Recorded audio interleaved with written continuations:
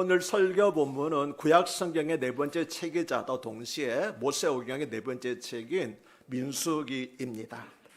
그런데 민수기는 비빔밥 같은 책이라고 그렇게 알려지고 있습니다. 읽기 쉽고 재미있는 이야기들과 또 반면에 따분한 율법들이 섞여 있기 때문입니다.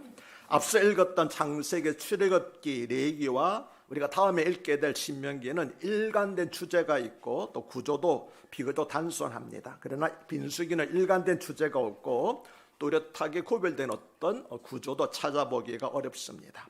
다른 책들과 달리 민수기에는 많은 이야기들이 섞여 있기 때문입니다.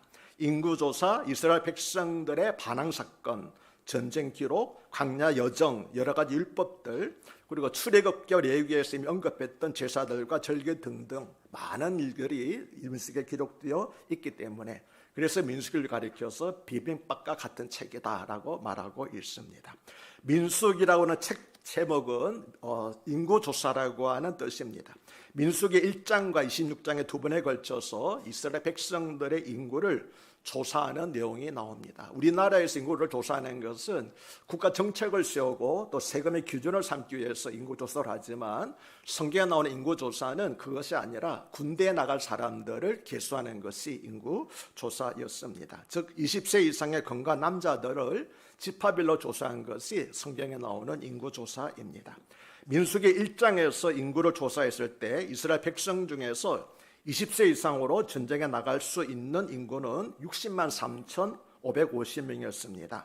그리고 민수기 26장에 인구조사를 했을 때 20세 이상으로 전쟁에 나갈 수 있는 이스라엘 백성들의 숫자는 60만 1,730명이었습니다. 40년이 지났지만 인구가 는 것이 아니라 도리어 인구가 줄어든 것을 알 수 있습니다. 이 숫자는 여자들과 20세 이하의 아이들과 나이 들어 전쟁에 나갈 수 없는 노인들은 제외된 숫자입니다. 그런데 민수기 1장 인구조사는 이스라엘 백성들이 출애굽한 후 1년 2개월이 지났을 때 실시한 것이고 인구조사를 한 장소는 시내 광야였습니다. 그리고 민수기 20장 인구조사는 출애굽 후 39년 6개월이 되었을 때이고 인구를 조사한 장소는 여리고 맞은편에 있는 모압 평지였습니다. 요단강만 건너가게 되면 가나안 땅에 들어갈 수 있는 그곳에서 두 번째 인구조사를 하였습니다. 즉 첫 번째 인구조사는 시내산에서 가나안을 향하여서 출발할 때 실시한 것이고 두 번째 인구조사는 요단강을 건너서 가나안 땅에 들어가기 직전에 실시한 것이었습니다. 다시 말하면 1장에서는 이집트에서 나온 인구를 조사한 것이고 26장에서는 가나안에 들어갈 새로운 인구를 조사한 것이었습니다. 그런데 민수기에 나오는 두 번의 인구조사 1장과 26장 두 번에 걸쳐 나오는 인구조사에는 무려 38년 3개월이라고 하는 시차가 있습니다. 그 40년 가까운 기간 동안에 이스라엘 백성들은 시내산을 출발하여서 광야에서 헤매고 다녔습니다. 시내산에서 가나안까지의 거리가 멀어서 38년이나 걸린 것이 아니었습니다. 특별한 일이 발생하지 않으면 보름이면 넉넉히 갈 수 있는 거리였습니다. 그런데 특별한 일, 바로 그 특별한 일이 발생하여서 보름에만 갈 수 있는 짧은 거리를 무려 40년 가까이 광야에서 방황하다가 들어가게 된 것입니다. 이처럼 광야에서 40년 가까이 방황 생활을 기록한 것이 바로 민수기의 중심 내용입니다. 그래서 우리 성경 제목은 민수기로 되어 있지만 히브리어 성경 제목은 바미드 바르라고 그러는데 즉 광야에서라고 하는 제목을 가지고 있습니다. 이 제목이 오히려 민수기의 주제와 일치합니다. 사실 민수기 전체 46장 가운데서 전쟁에 나갈 사람들을 지파별로 조사한 내용은 1장과 26장 딱 두 번에 걸쳐서만 나오고 있기 때문입니다. 그러므로 민수기라는 책 제목은 사실 민수기 전체 내용과는 서로 어울리지 않는 그런 제목입니다. 그러면 이스라엘 백성들은 왜 보름이면 갈 수 있는 가나안 땅에 40년 후에야 들어갔을까요? 오늘 설교 본문의 민수기 14장 33절과 44절은 그 1차적인 원인을 말씀한 것입니다. 우리 다시 한번 조금 읽었던 본문 읽어볼까요? 민수기 14장 33절과 34절입니다. 다시 한번 읽겠습니다. 너희는 그 땅을 정탐한 날수인 너희는 그 땅을 정탐한 날수인 40일의 하루를 1년으로 쳐서 그 40년간 너희의 제약을 담당할지니 너희는 그제서야 내가 싫어하면 어떻게 되는지를 알려라 하셨다. 나 여호와가 말하였거니와 나를 거역하니 죄송합니다. 그런데요. 자, 이 말씀에 대해서는 조금 보충 설명이 필요합니다. 신명기 1장 2절에 하면은 시내산을 출발한 이스라엘 백성들은 11일째 되는 날에 가데스 바네아라는 곳에 도착을 했습니다. 가데스 바네아가 어떤 곳인지 한번 지도를 한번 보시겠습니다. 자, 보입니까? 가데스 바네아라는 것은 바로 이 가나안 땅의 남쪽, 바로 남쪽 아래에 있습니다. 저기서부터 예루살렘까지는 걸어서 3일 정도 걸리는 아주 가까운 거리가 가데스 바네아입니다. 바로 이 가데스 바네아에서 모세는 가데스 바네아에서 이스라엘 백성들에게 이렇게 말했습니다. 너의 하나님 여호와께서 이 땅을 너희 앞에 두셨은즉, 왜냐하면 가데스 바네아에서 예루살렘까지 가나안 땅을 지척이었기 때문에 이 땅을 너희 앞에 두셨은즉 너희 조상의 하나님 여호와께서 너에게 이르신 대로 올라가서 차지하라, 두려워하지 말라, 주저하지 말라고 백성들을 독려하였습니다. 그러나 이스라엘 백성들은 우리가 사람을 우리보다 먼저 보내어 우리를 위하여 그 땅을 정탐하고 어느 길로 올라가야 할 것과 어느 성읍으로 들여야 할 것을 우리에게 알리게 하자고 모세에게 요구를 했습니다. 그럴듯한 말이었지만 실은 하나님의 약속을 신뢰하지 않고 가나안 원주민들을 두려워해서 올라가기를 주저한 것이었습니다. 모세는 백성들의 요구를 받아들여서 12지파에서 한 명씩 정탐꾼을 선발해서 가나안 땅으로 올려보냈습니다. 그리고 40일 동안 가나안 땅을 두루 살펴보고 돌아온 정탐꾼들은 다음과 같이 보고를 했습니다. 어떻게 보고를 했을까요? 우리 민수기 13장 25절로부터 33절을 함께 읽겠습니다. 민수기 13장 25절에서 33절입니다. 자, 읽겠습니다. 40일 동안 땅을 정탐하기를 마치고 돌아와 바란 광야 가데스에 이르러 모세와 아론과 이스라엘 자손의 온 회중에게 나와 그들에게 보고하고 그 땅에 과일을 보이고 모세에게 말하여 이르되 당신이 우리를 보낸 땅에 간즉 과연 그 땅에 젖과 꿀이 흐르는데 그것은 그 땅의 과일이니이다. 그러나 그 땅 거주민은 강하고 성읍은 견고하고 심히 클 뿐 아니라 거기서 아낙 자손을 보았으며 아말렉인은 남방 땅에 거주하고 헷인과 여부스인과 아모리인은 산지에 거주하고 가나안인은 해변과 요단가에 거주하더이다. 갈렙이 모세 앞에서 백성을 조용하게 하고 이르되 우리가 곧 올라가서 그 땅을 취하자 능히 이기리라 하나 그와 함께 올라갔던 사람들은 이르되 우리는 능히 올라가서 그 백성을 치지 못하리라. 그들은 우리보다 강하니라 하고 이스라엘 자손 앞에서 그 땅 정탐한 땅을 악평하여 이르되 우리가 두루 다니며 정탐한 땅은 그 고주민을 삼키는 땅이요 거기서 본 모든 백성은 신장에 장대한 자림이며 거기서 네피림 후손인 아낙 자손의 거인들을 보았나니 우리는 스스로 보기에도 메뚜기 같으니 그들이 보기에도 그와 같았을 것이니라. 아멘. 무슨 뜻입니까? 그 땅은 하나님 약속하신 대로 젖과 꿀이 흐르는 땅입니다. 그래서 그 근거가 이 포도송이가 얼마나 굵은지 장정 2살에 어깨 메골 정도로 굵었습니다. 그러니까 젖과 꿀이 흐르는 약속의 땅인 것은 확실합니다. 그러나 중요한 것은 그 땅에 원주민들을 살고 있는데 얼마나 장대한지 그 사람도 우리를 볼 때는 마치 메뚜기처럼 보였기 때문에 메뚜기 때려잡듯이 우리를 때려잡을 것이 분명하니까 올라가면은 안 됩니다라고 그렇게 부정적인 보고를 하였습니다. 그러나 반면에 갈렙은 올라가자. 하나님 약속하신 대로 올라가서 취하면 된다라고 그렇게 말을 하였습니다. 그러면 여러분 이스라엘 백성들은 누구의 말을 들었을까요? 갈렙의 말을 들었을까요? 아니면 다른 정탐꾼들의 말을 들었을까요? 당연히 다른 정탐꾼들의 말을 들었습니다. 왜 그렇습니까? 그들의 숫자가 많았기 때문일까요? 그것도 있지만 사람들은 긍정적인 말보다는 부정적인 말에 더 귀를 기울이는 습성을 가지고 있기 때문입니다. 그래서 거꾸로 10명이 가자 올라고 그러고 2명이 가지 말자고 그러더라도 사람들은 올라가기를 주저했을 것입니다. 왜냐하면 사람들은 항상 부정적인 말에 귀를 기울이기 때문입니다. 그래서 이스라엘 백성들은 밤새도록 통곡하며 모세와 하나님을 원망했습니다. 그리고 모세 대신 다른 지휘자를 세워서 애굽으로 돌아가자. 무슨 뜻입니까? 다시 노예 생활로 돌아가자. 그렇게 그들은 요구를 하였습니다. 그때 하나님께서 하신 말씀, 그래서 그 말을 듣고 이스라엘 백성들이 원망하고 비판한 말을 듣고 하나님께서 하신 말씀이 바로 오늘 설교 본문인 것입니다. 하나님께서 말씀하신 핵심은 너희는 그 땅을 정탐한 날수인 40일의 하루를 1년으로 쳐서 그 40년간 너희의 죄악을 담당하라는 것이었습니다. 40일 동안 둘러보고서도 하나님이 어떤 분인지 알지 못하겠느냐? 그러면 40년 동안 하나님이 어떤 분인지 한번 경험해 보라고 하는 그런 의미도 포함되어 있었습니다. 이것이 이스라엘 백성들이 40년을 광야에서 방황하게 된 1차적인 원인입니다. 우리도 이처럼 하나님을 신뢰하지 못하면 영적인 방황을 하게 된다는 교훈이 있습니다. 그러나 하나님께서는 단지 불신앙에 대한 벌로서만 40년 동안 광야에서 방황하게 하신 것이 아니었습니다. 우리가 조금 전에 부르던 광야라고 하는 노래에서도 말하고 있지 않습니까? 광야는 하나님의 훈련 장소라고 하는 그 의미가 더 강한 것이지요. 여기에는 하나님의 더 깊은 뜻이 있었습니다. 이상하게 들리실지 모르겠지만 민수기는 영수기의 친구입니다. 우리 여동생 이름이 영숙인데 민수기는 영숙의 친구라는 말이 있습니다. 여기서 영숙이는 영적 성숙의 줄임말입니다.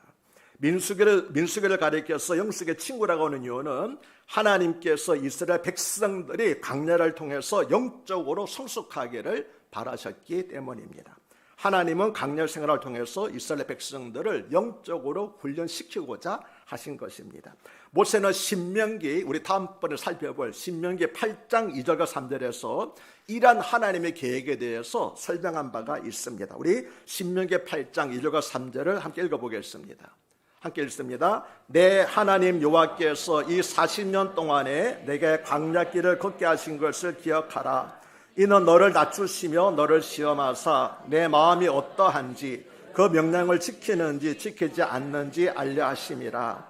너를 낮추시며 너를 줄이게 하시며 또 너도 알지 못하며 내 자손들도 알지 못하던 만나를 내게 먹이신 것은 사람이 떡으로만 사는 것이 아니요 여호와 입에서 나오는 모든 말씀으로 사는 줄을 내게 알려 하심이니라. 아멘. 아멘이십니까? 그러나 이스라엘 백성들은 이러한 하나님의 영적 훈련에 대해서 아멘한 것이 아니라 원망과 불평으로 노멘이라고 그렇게 대답을 했습니다. 민수기에 나오는 예언을 통해서 하나님께서는 이스라엘 백성들에게 어떤 말씀을 무엇을 가르치고자 하셨을까요? 그것은 출애굽하였다고, 홍해를 건넜다고, 이집트와 광야에서 기적을 몇 번 경험했다고 하나님의 백성이 되는 것이 아니라는 것입니다. 하나님의 백성이 되기 위해서 이스라엘 백성들은 광야에서 하나님의 말씀에 순종하는 훈련을 받아야만 했던 것입니다. 그럼 왜 하필이면 훈련 장소가 광야일까요? 광야에서는 의식주를 비롯하여서 사람이 살아가는 데 필요한 모든 것을 전적으로 하나님에게만 의지해야 하기 때문입니다. 흔히 오해하기 쉬운 사실은 광야는 사람이 살 수 없는 곳이라고 생각하는 것입니다. 그러나 실제로는 그렇지 않습니다. 만약 광야가 사람이 살 수 없는 곳이라고 그러면 40년 동안 이스라엘 백성들은 다 죽었어야 되잖아요. 그래서 조금 전에 살펴본 것처럼 40년 동안 이스라엘 백성들의 숫자는 크게 줄지 않았습니다. 만 명의 차이가 별로 만 명도 내지 않습니다. 광야는 죽는 곳이 아닙니다. 광야는 전적으로 아까 말씀드린 것처럼 그의 생명과 삶을 하나님께만 의지하게 되는 그런 장소가 바로 광야인 것입니다. 그러므로 우리는 광야에 대한 바른 정의를 내릴 필요가 있습니다. 그것은 광야는 사람이 살 수 없는 곳이 아니라 전적으로 하나님만 의지해서 살아가는 곳이라는 것입니다. 그래서 하나님의 사람들은 유예 없이 모두가 다 광야에서 훈련을 받았습니다. 아브라함도 그랬고 모세도 그랬고 다윗도 그랬고 그리고 우리 주님 예수님도 광야에서 훈련을 받으신 것입니다. 그러므로 우리의 삶이 아무리 힘들고 어려워도 불평하거나 원망하면 안 됩니다. 광야 같은 치열한 삶의 현장에서 오직 믿음으로 하나님의 인도하심을 따라 걸어가는 훈련을 받아야 합니다. 광야에서 민수기 훈련을 받아야만 진정한 하나님의 자녀인 영수기가 될 수 있기 때문입니다.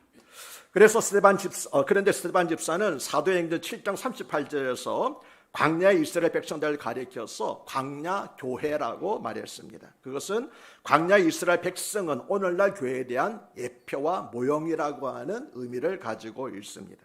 오늘 설교의 제목은 바로 여기에서 따온 것입니다. 이집트에서 빠져나온 이스라엘 백성이 약속의 땅인 가나안에 들어가기 전에 40년 동안 광야에 있었던 것처럼 지금 교회도 세상과 천국 사이인 광야에 있기 때문입니다. 그리고 과거 광야교회에 있었던 모든 것이 오늘날 교회에도 있습니다. 모세와 같은 겸손한 지도자가 있는가 하면 고라와 같은 교만한 지도자도 있습니다. 갈렙과 같은 신실한 성도가 있는가 하면 10명의 청탁권처럼 선동하는 자들도 있습니다. 만나와 같은 신령한 말씀이 있는가 하면 마시면 죽는 마라의 쓴물도 있습니다. 불뱀과 같은 사탄의 유혹이 있는가 하면 못뱀과 같은 계속의 십자가도 있습니다. 이런 것이 다 민수기에 나오는 이야기 아닙니까? 또 홍해는 건넜지만 가나안 땅에는 들어가지 못한 출애굽 1세대처럼 세례는 받았지만 천국에는 들어가지 못할 가라지 신자들도 있습니다. 그러나 반면에 광야에서 출생한 출애굽 2세대처럼 영적으로 성령으로 거듭나서 천국에 들어갈 성도도 있는 것입니다. 그뿐만 아닙니다. 끝까지 끈질기게 이스라엘 백성들을 괴롭혔던 아말렉 소수처럼 교회도 계속해서 외부에서 교회를 힘들게 하는 그런 세력들도 있는 것. 그래서 민수기에 나오는 모든 것들이 오늘날 우리 교회에서도 우리가 경험하고 체험하는 것들이라는 것을 알 수가 있습니다.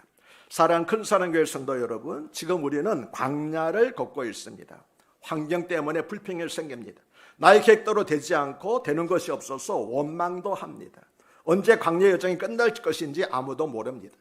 그러나 이스라엘 백성이 구름기둥과 불기둥을 따라가듯이 이 구름기둥과 불기둥은 성령의 인도하심을 상징합니다. 우리도 그저 주님만 따라가며 오늘도 광야를 걸어가고 있습니다. 지금 광야길을 걷고 있는 우리에게 필요한 것은 오직 하나님만을 신뢰하며 하나님의 말씀에 순종하는 것입니다. 광야에서 순종을 통해서 하나님께서는 마침내 우리를 누가 되게 하신다고요? 영수기가 되게 하실 것이기 때문입니다. 모세는 이제 곧 가나안 땅에 들어가는 출애굽 2세대가 1세대처럼 불순종하여 실패하지 않게 하려고 민수기를 기록했습니다. 또 모세는 영적 성숙에 필요한 이스라엘 백성들을 위해서 민수기를 기록했습니다. 그래서 민수기는 광야와 같은 세상을 살아간 우리에게 꼭 필요한 책인 것입니다. 우리 역시 40년 동안 광야에서 연단을 받은 이스라엘 백성들처럼 믿음과 순종 안에서 영적으로 성숙해하는 사람들이기 때문입니다. 민수기는 이스라엘 백성이 40년간 광야에서 죽어간 기록을 담고 있습니다. 이집트에서 출발한 지 2년 만에 이스라엘 백성은 하나님의 말씀에 순종하여 가나안 땅을 점령하기 위한 준비를 마쳤습니다. 이제 하나님의 약속하신 땅에 들어가기만 하면 되는 것입니다. 모세가 가데스 바네아에서 뭐라고 합니까? 올라가자! 하나님의 약속하신 대로 올라가자 그러면 된다고 말했는데 거기서 주제버렸잖아요. 그러지 말고 우리가 정탐꾼들을 보내가지고 두루 탐지하고 돌아가십시다. 그럴듯하게 말했지만 사실은 두려움 가운데서 망설였던 것이죠. 이 망설임이라고 하는 것은 우리가 하나님의 말씀을 순종하지 못하게 하고 승리하지 못하게 우리의 발목을 잡고 있는 것입니다. 그러나 이스라엘 백성들은 가나안 땅을 코앞에 두고도 하나님께 불순종하여 40년간 광야를 떠돌게 됩니다. 40년 동안 인구가 무려 1820명이나 줄어들었습니다. 40년 동안 무려 60만 명이 넘는 장정이 광야에서 죽어갔습니다. 매일 평균 50명 가까이 죽어간 것입니다. 연세가 많아 죽는 사람들을 합하면 그 수가 더욱 늘어납니다. 그래서 어떤 신학자는 민수기를 가리켜서 역사상 가장 큰 장래 행령이라고 그렇게 말한 바가 있습니다. 그런데 사랑하는 여러분, 두 번의 인구조사를 비교해보면 인구가 줄어든 지파가 있는가 하면 도리어 인구가 늘어난 지파도 있다는 사실이 우리가 주목해야 될 사실입니다. 40년이 지나면 인구가 늘어나야 정상이지만 하나님께 불순종한 지파는 인구가 극심하게 줄어들었습니다. 대표적인 지파가 시몬 지파입니다. 이집트를 떠날 때 시몬 지파는 59,300명이었는데 가나안 땅에 들어갈 때는 절반 이상 줄어든 22,200명에 불과했습니다. 왜 이처럼 시몬 지파의 수가 줄어들었습니까? 시몬 지파의 사람들이 모압 여자들과 음행에 빠져서 우상을 섬기다가 심판을 받아서 죽었기 때문입니다.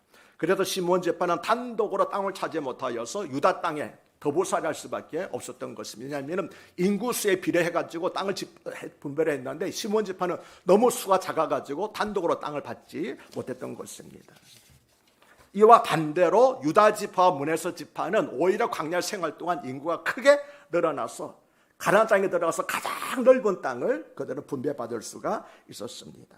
이처럼 광야 생활을 똑같이 했지만 광야 생활이 도리어 축복이 된 지파가 있고 화가 된 지파가 있습니다. 무엇이 이렇게 어떤 지파에게는 광야 생활이 축복이 되고 어떤 지파에게는 광야 생활이 화가 되었습니까? 순종하느냐 불순종하느냐. 순종과 불순종이 그 땅에 들어가서 축복과 저주를 화를 결정하게 된 것이었습니다. 하나님께 순종하는 태도가 그 땅에서 축복을 결정한 것입니다. 민수기는 하나님을 믿고 구원받은 자녀가 약속하신 날에 이르기까지 광야, 즉 이 세상에서 어떻게 살아가야 하는지를 보여주고 있습니다. 그래서 민수기를 영수기, 즉 영적 성숙의 친구라고 말한 것입니다. 앞에서 말씀드렸지만 민수기의 기록 목적은 인구 조사에 있는 것이 아닙니다. 중요한 기록 목적은 이스라엘의 불순종과 하나님의 신실하심을 대조하여 보여주는 것이었습니다. 광야에서 반역과 불평으로 일관했던 이스라엘이 그럼에도 불구하고 마침내 약속의 땅 가나안 땅에 들어갈 수 있었던 것은 심판 중에도 긍휼과 자비를 잊지 않으시는 하나님의 은혜가 있었기 때문인 것입니다. 만약 하나님께서 이스라엘에게 은혜를 베풀지 않으셨다면 이스라엘 백성 중에서 한 사람도 가나안 땅에 들어가지 못했을 것입니다. 그것은 우리에게도 마찬가지입니다. 만약 하나님께서 우리에게 은혜를 베풀지 않으신다면 우리 중에 한 사람도 천국에 들어가지 못할 것이기 때문입니다. 민수기는 오늘을 살아가는 성도님들에게 하나님의 훈련 과정을 그림처럼 보여주고 있습니다. 왜 하나님께서 그토록 짧고 가까운 코스를 돌려서 그토록 멀고 험한 광야로 내모르셨을까요? 첫째는 불순종과 원망을 일삼았던 그들에게 내린 징계였습니다. 그러나 그것만이 아니라고 그랬죠. 둘째는 이스라엘의 약속의 땅에 들어가서 하나님의 선미로 살아가는데 필요한 차질을 훈련시키기 위해서였던 것입니다. 지금 우리도 광야와 같은 세상을 통과하고 있습니다. 지금 우리도 광야 교회에 있습니다. 그러므로 이스라엘 백성들이 약속의 땅 가나안 땅을 바라보았듯이 우리도 천국을 바라보는 성도가 되어야 할 것입니다. 민수기는 광야 생활을 하는 모든 하나님의 백성들의 교과서와 같은 것입니다. 광야에 있는 그 성도들이 끝까지 붙잡아야 하는 것은 언약을 신실하게 지키시는 하나님에 대한 믿음이었습니다. 이스라엘 백성들은 여러 가지 곤경과 위험에 처할 때마다 하나님을 원망하였고 모세를 대적하였습니다. 그 결과 불평하며 원망하였던 출애굽 1세대는 다 광야에서 죽었고 광야에서 태어난 제2세대만이 가나안 땅에 들어갈 수가 있었습니다. 출애굽 1세대 중에서는 딱 두 사람만 살아서 죽지 않고 가나안 땅에 들어갈 수 있었습니다. 누굽니까? 여호수아와 갈렙 두 사람은 모든 사람들이 하나님을 원망하고 불평할 모세에게 대적한다 할지라도 끝까지 믿음을 지키면서 하나님의 편에 서 있었기 때문에 하나님께서 여호수아와 갈렙 두 사람만큼은 가나안 땅에 들어가도록 허락해 주셨던 것입니다. 이처럼 모든 사람들이 심판을 받는다 할지라도 끝까지 하나님의 말씀을 붙잡고 하나님께 지켰던 사람들은 하나님께서 어떤 경우에도 지켜주시고 보호해주시고 살려주시고 구원해주시는 줄로 믿습니다. 우리는 민수기를 통해서 인간은 바뀌었고 역사는 바뀌어도 하나님의 언약은 결코 변하지 않는다는 것을 볼 수가 있습니다. 그러므로 광야가 될 세상에서 우리가 견고히 붙잡아야 하는 것은 신실한 하나님의 언약인 것입니다. 우리의 비로소는 광야에 있지만 하나님의 백성의 삶은 결코 광야에서 끝나는 것이 아닙니다. 우리의 마지막 도착지는 가나안 땅, 즉 천국입니다. 그래서 우리는 이 땅에서 외국인과 나그네로의 삶을 살아갑니다. 우리에게는 더 나은 본향이 있습니다. 그것은 바로 천국이지요. 히브리서 11장 15절과 16절은 그들이 나온 바 본향을 생각하였더라면 돌아갈 기회가 있었으려니와 그들이 이제는 더 나은 본향을 사모하니 곧 하늘에 있는 것이라. 이러므로 하나님이 그들의 하나님이라 일컬음 받으심을 부끄러워하지 아니하시고 그들을 위하여 한 성을 예비하셨느냐라고 말씀을 합니다. 이스라엘 백성의 광야 생활을 하면서도 애굽으로 돌아가지 않았듯이 우리도 광야 교회에 있지만 결코 세상으로 돌아가지 않습니다. 왜 그렇습니까? 우리에게는 더 나은 본향인 천국이 우리를 기다리고 있기 때문입니다. 민수기는 하나님의 택함을 받은 백성들이 광야가 될 세상에서 어떤 자세로 하나님을 섬기며 살아야만 목적지인 천국에 들어갈 수 있는가를 보여주고 있습니다. 민수기에 기록된 사건들은 우리로 하여금 많은 것들을 생각하게 합니다. 이스라엘의 유랑생활은 그들의 실수로 자초한 결과이면서 동시에 성도의 삶이 무엇인가를 보여주는 예시와 같습니다. 신앙이라고 하는 것은 하나님을 신뢰하고 그분의 뜻에 순종하며 살아가는 것이라는 사실입니다. 이스라엘의 불평과 불신앙은 다름 아닌 우리의 모습이기도 합니다. 우리도 시련 앞에서 불평하고 성내면서 하나님을 의심합니다.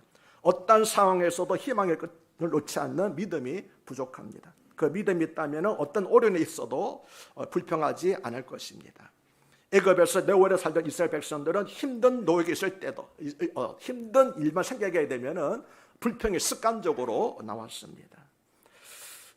그러나 그 불평이라고 하는 것은 곧 하나님에 대한 불신이라는 사실을 우리는 잊지 말아야 될 것입니다. 하나님께서는 자녀가 잘못된 길에 빠지면 훈육의 목적으로 매를 드십니다. 말로 해서는 듣지 않으니까 때려서라도 고치시는 것입니다. 돌이켜서 순종하도록 훈련시키시는 것입니다. 우리 하나님의 목적은 우리가 거룩한 하나님의 자녀가 되는 것입니다. 이것은 우리를 향한 하나님의 관심과 사랑이 지극하심을 나타내 보여주고 있습니다. 이제 말씀을 마칩니다. 민수기는 신실하신 하나님께서 자기 백성들을 어떻게 훈련시키시고 먹이시고 입히셔서 축복의 땅으로 인도하는가를 보여주고 있습니다. 그래서 민수기는 누구의 친구라고요? 영수기, 영적 성숙의 친구라고 말하는 것입니다. 민수기를 잘 공부하라 말미암아 영적으로 성숙하는, 또 하나님의 훈련 과정을 광야교회에서 잘 받아보라 말미암아 우리 주님으로부터 칭찬 듣는 성도님들을 되시고 우리 큰사랑교회가 되기를 주의 이름으로 간곡히 부탁드리고 또한 축복합니다. 하나님의 아버지, 우리도 광야교회에 있고 광야 생활을 하고 있습니다.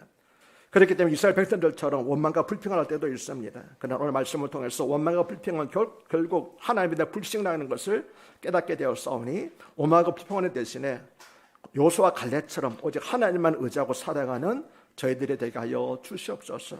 그래야만 모든 사람들이 하나님의 심판을 받아서 징계를 받아서 넘어진다 할지라도 약속하신 땅에, 약속하신 기업에 들어가게 될로 믿습니다. 하나님, 어렵고 힘든 시기가 예고되고 있습니다. 이럴 때일수록 더욱더 하나님만을 붙잡고 승리하는 믿음의 성도님들이 되게 하여 주시옵소서. 우리 주 예수 이름 받들어 간곡히 기도드리옵나이다. 아멘. 감사합니다.